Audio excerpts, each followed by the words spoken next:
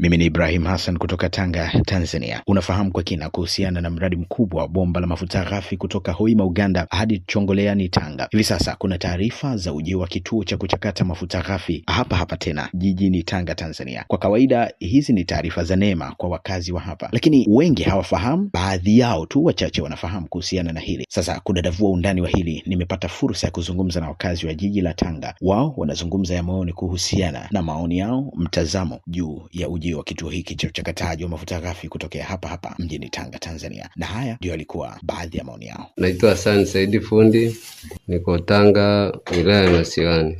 Nimeipokea vizuri, kwetu sisi ni fursa imekuja mkoani kwetu. Ndio imetugusa. Itatusaidia kiuchumi, maana ni kitu ambacho kitakuwepo mkoani kwetu kwa 100%, kwa sababu ni kitu ambacho kipo mkoani kwetu. Cha kwanza ajira zitakuwepo.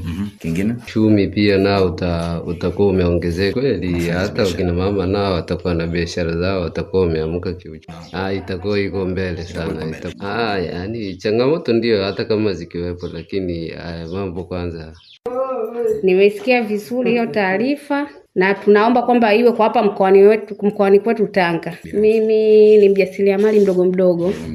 Tutakapowekewa hapa tutaangalia mazingira, akiwa na ruhusu tutashuka, tutaenda kupambana. Kuna vinywaji, vyakula. Kwa hiyo vitakapotokea hiyo fursa, basi kwangu mimi sikusogea, ila tunashukuru kwamba vijana wamepata ajira. Wapo watu wamepata ajira. Kitatupa ajira. Hicho kituo kijengwe hapa kwetu. Kwa jina naitwa Upendo Peter. Nimelipokea vizuri. Kituo kijengwe na vijana tupate fursa. Naiona ipo juu. Naishauri serikali ndapo kituo kitakapojengwa vijana tupate ajira. Tapeleka chochote, vyakula nini. Majina naitwa Faraji Hassan Rashidi. Hili nimelipokea vizuri na ni swala ambalo litasaidia vijana kupata ajira. Biashara niliona ni nzuri, sababu kidogo kuna hatua tumepiga imesogea kidogo. Itapushi ambapo bado hapajafika bado, itazidi kutuongezea sisi vijana katika utafutaji. Mimi ninachoshauri serikali kuhusu vijana ndio hawatupi kipaumbele sana katika ajili za kwenye bomba la mafuta.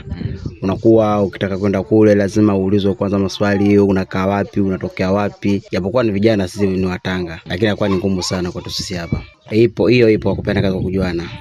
Ipo sasa tunahofia, ndio wasiwasi tunahofia sije kujitokeza tena. Tunaomba serikali sifanye hivyo, kwa sababu sisi ni wazao wa Tanga. Ikitokea kama hivyo sisi vijana wa Tanga tunufaike na hili swala.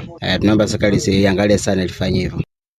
Kama ilivyo fursa na kauli mbiu ya jiji la Tanga, waja leo kuondoka majaliwa. Wanaamini kila kinachoingia hapa ni fursa, na hata katika tafrija hii ambayo bado ni ya kufikirika, pengine ikazaa matunda kwa siku za usoni. Ibrahim Hassan, Idhaa ya Kiswahili, Sauti ya Afrika.